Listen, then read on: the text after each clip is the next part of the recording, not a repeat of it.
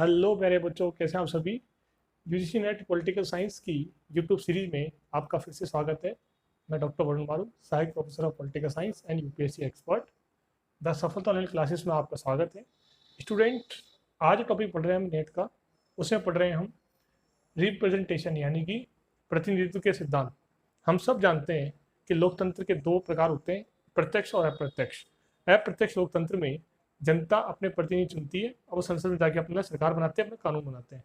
तो प्रतिनिधि के सिद्धांत या प्रतिनिधित्व कितने प्रकार के होते हैं या प्रतिनिधि कितने प्रकार के होते हैं, इसके बारे में पॉलिटिक्स साइंस में चर्चा करी गई है। तो उसका डिस्कशन आज हम कर लेते हैं, ठीक है।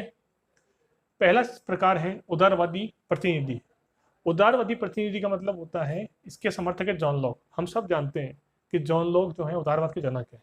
तो ये मानते हैं कि प्रतिनिधि का काम होता है अधिकारों की रक्षा करना, ठीक है। कौन से अधिकार? जीवन, स्वतंत्रता और संपत्ति नामक अधिकारों की रक्षा करना प्रतिनिधि का उद्देश्य होता है, प्रतिनिधि का मूल उद्देश्य है, मूल कार्य है, ठीक है। दूसरा है क्रांतिकारी सिद्धांत, जिसके समर्थक है रूसो। ये सिद्धांत मानता है कि एक जनता में एक क्रांति होगी, एक जननेता पैदा होगा, जननायक पैदा होगा, एक पब्लिक लीडर पैदा होगा जो कि क्रांतिकारी करेगा, क्रांतिकारी विचारों को आगे बढ़ाएगा और क्रांति करेगा और समानता, स्वतंत्रता, न्याय की स्थापना करेगा, ठीक है। तीसरा है प्रतिक्रियावादी।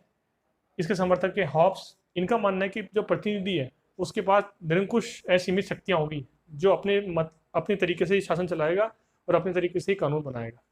अगला है अभिजनवादी। इसमें माना गया है कि ये विद्वान मानते हैं कि प्रतिनिधि जो होते हैं वो हर आम आदमी नहीं बन सकता।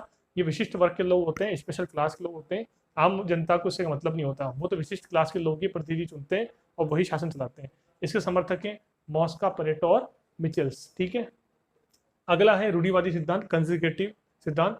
इस सिद्धांत के मानने वाले ये कहते हैं कि प्रतिनिधि जो होते हैं वो बेसिकली रीति रिवाजों, रूढ़ियों पे और परंपराओं में विश्वास करते हैं और उनके अनुसार शासन चलाते हैं। और उनका विश्वास रूढ़ियों पे होता है, परंपराओं में, रीति रिवाजों पे होता है, जो ऐतिहासिक काल से चले आ रहे हैं। और इसके समर्थक है बर्क और ऑक्सफोर्ड, ठीक है ना। तो ये 1 2 3 4 5, ये 5 सिद्धांत हैं जो बताए गए हैं प्रतिनिधित्व के सिद्धांत बताए गए हैं, ठीक है। किसके द्वारा बताए गए हैं? ये बताए गए हैं आपके जो विद्वान है पॉलिटिकल साइंस के द्वारा। मैं फिर से चर्चा कर लूँ एक बार। पहला है उदारवादी सिद्धांत, समर्थक है जॉन लॉक। इनका मानना है कि प्रतिनिधि जो होते हैं, जो जनप्रतिनिधि होते हैं, उनका विश्वास होता है कि जनता के अधिकारों की रक्षा करना, ठीक है। वही काम करते हैं। जैसे 3 अधिकार जनता के, जॉन लॉक ने 3 अधिकार बताए। मालूम है आप लोग को जॉन लॉक जो है उन्होंने क्या बताया? 3 अधिकार बताए हैं जीवन, स्वतंत्रता और संपत्ति के बारे में। अगले सिद्धांत है क्रांतिकारी सिद्धांत।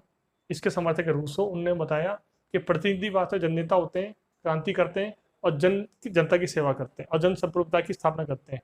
रूसो किसके समर्थक है? लोक संप्रभुता, जन संप्रभुता के समर्थक है। तीसरा है प्रतिक्रियावादी सिद्धांत। इसके समर्थक है हॉब्स। हॉब्स ने क्या कहा है कि असीमित शक्तियां दी जाती है शासन के चलाने वाले व्यक्ति को, प्रतिनिधि को। वो निरंकुश होता है और वो अपनी मर्जी से कानून बनाता है, ठीक है, शासन चलाता है। अगला है अभिजनवादी सिद्धांत।